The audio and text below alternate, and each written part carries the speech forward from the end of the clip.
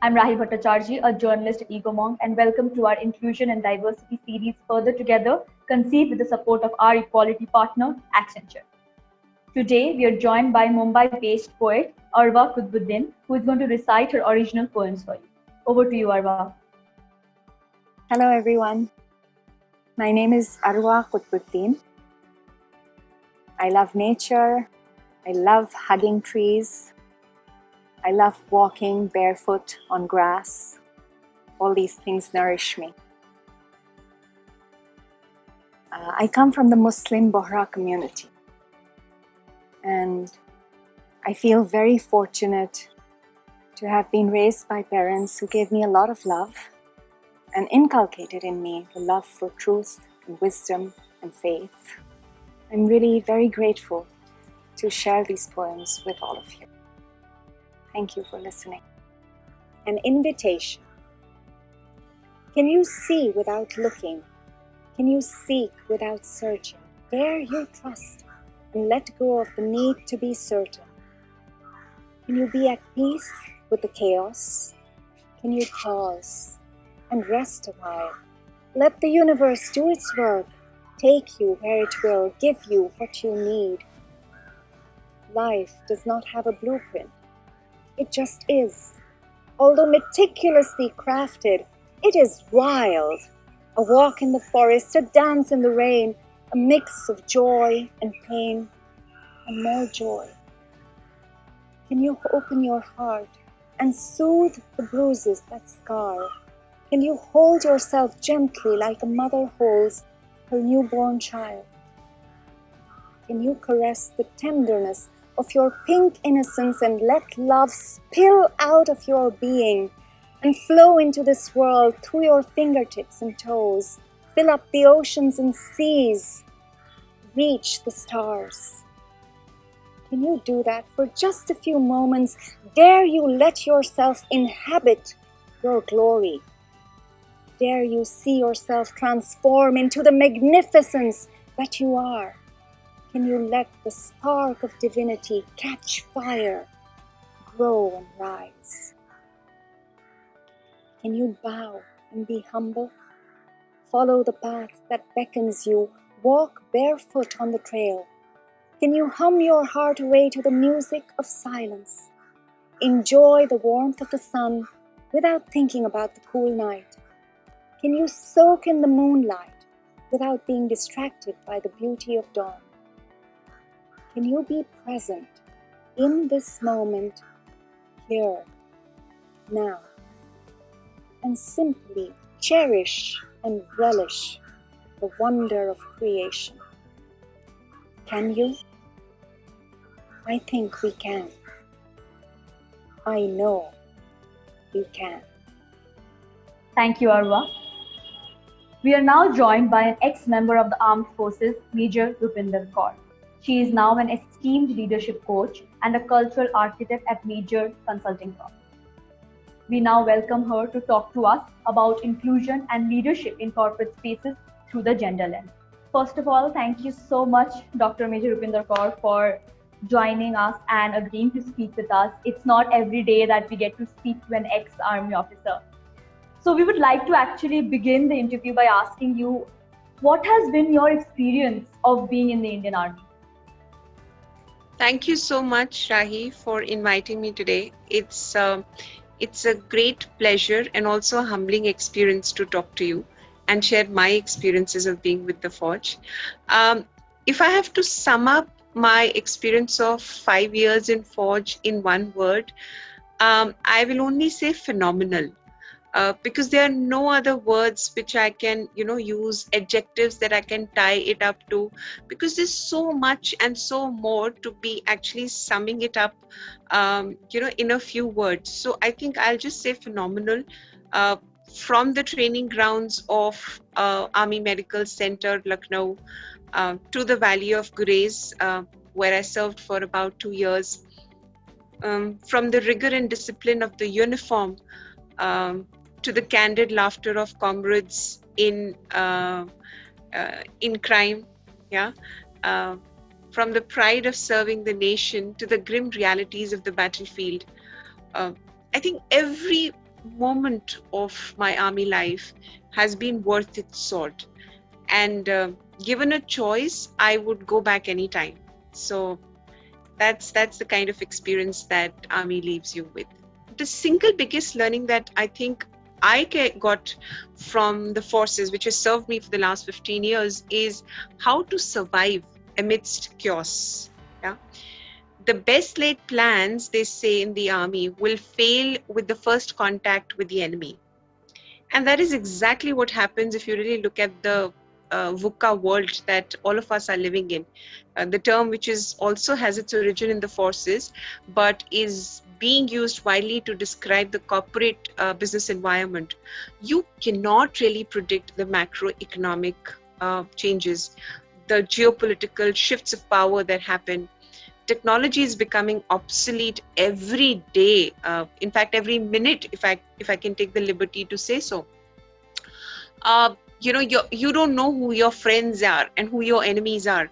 So nothing at all really is predictable in the corporate world. And that's when I talk about chaos. And that is exactly what army teaches you, how to be in a state of flux all the time, and for which it prepares you with the time-tested qualities and abilities of agility, learning on the fly, making allies in the moment, taking decisions, and really building those partnerships which can help you survive the grind. All of these skills, which are the so-called leadership skills in the corporate, which actually the corporate senior leadership spends millions of dollars honing our people, is something which is given to the 4Gs, or is trained or imbibed in the 4Gs as a must-have skill. Coming to mostly the subject matter, which you said that you had to work a lot towards being an expert at that. What is your take on leadership as a woman? Leadership has been my area of research. So I have recently stepped into researching full-time, which means I'm pursuing a doctoral program in organizational behavior and management. I have moved from a full-time role from my alma mater, EY, to become a consultant in the month of February this year. And this is one of my favorite subjects to research, I must tell you that. And after having said that, I will make no bones in saying, Rahi, that I have a fundamental problem with the phrase women leaders. Leadership is a discipline, it's not a set of traits. It's a process. It's a process of self-evolution. It's a process of discovery, a journey of realizing one's own true potential.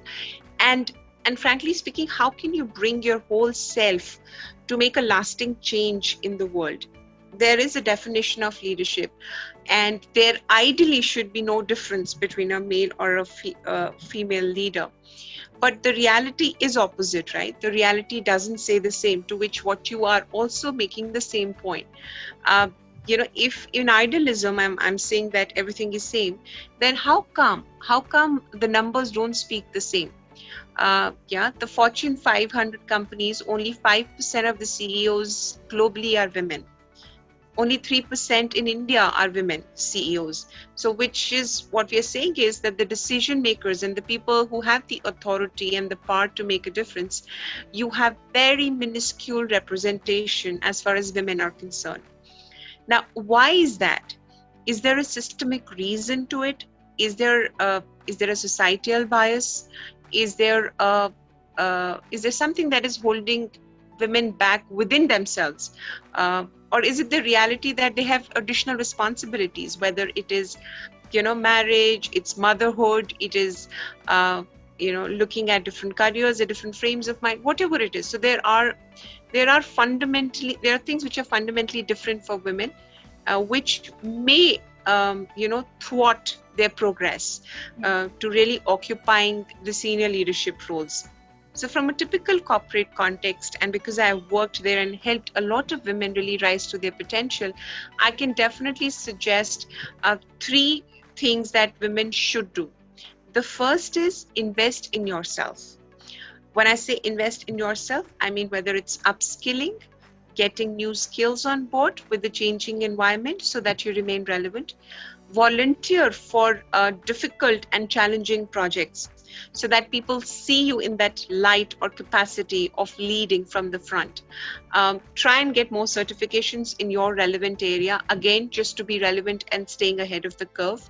Um, do not forget your personal and emotional health as you navigate the complexity of the corporate ladder. Because at the end of the day, you got to fall back on your own reserves and stamina that you have. The journey is never easy and will never be easy. So that is important for you to remember. Enlarge, deepen, and widen your network, both professional and personal. Find a mentor, a sponsor, and a coach. And mind you, all these three are different. No, that was very insightful, and that was a very comprehensive step by step. You gave details on what we need to do. In the middle, you actually did speak a little bit about why there might be like a mental block where that person thinks, no, maybe I can't do this. So, what are some other psychological barriers that you're not holding women back from living out and developing their own personal brand? I can actually talk hours and hours on that, Rai, for the simple reason that I myself have gone through so many of them. And it took me years to realize that I am becoming my own barrier to progress. The first one, I think, which I remember early, again, that was also a mindset which was ingrained through being in Forge, that we fail to reclaim our own achievements. Yeah, it is fundamentally true, barring a few exceptions, that on the whole, women deliver great work. Most of the time, I can safely say that with my experience, women are more conceited about, delivering, about timelines, about the way it is done, all of that. But when it really comes to draw attention to what they have achieved, they find it hard to accept praise. Yeah. In fact, when people praise them, they have a very nice or a very low key way of saying that, we did it together. It's the team, we did it, right? Rather than acknowledging that, yes, okay, thank you. The moment you get a spotlight of attention, most of the time, we try to pass it on or just try to be humble about it. And, not really saying that it's fine, that, yes, I worked hard for it. So thank you that I've achieved this today.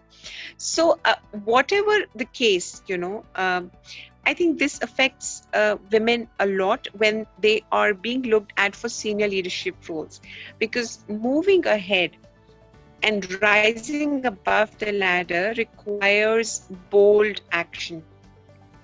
So if women are not able to communicate the substance that they have and the value of their achievements, especially to the people who matter, they are being perceived at, and I'm telling you with experience, they are being perceived in the senior leadership circles as being not having confidence in their own abilities or being ambivalent about rising across the organization. We thank Major Rupinder Kaur for her insights on leadership and inclusion in corporate spaces through the gender lens. And we would request you to keep watching this space for more such interesting content.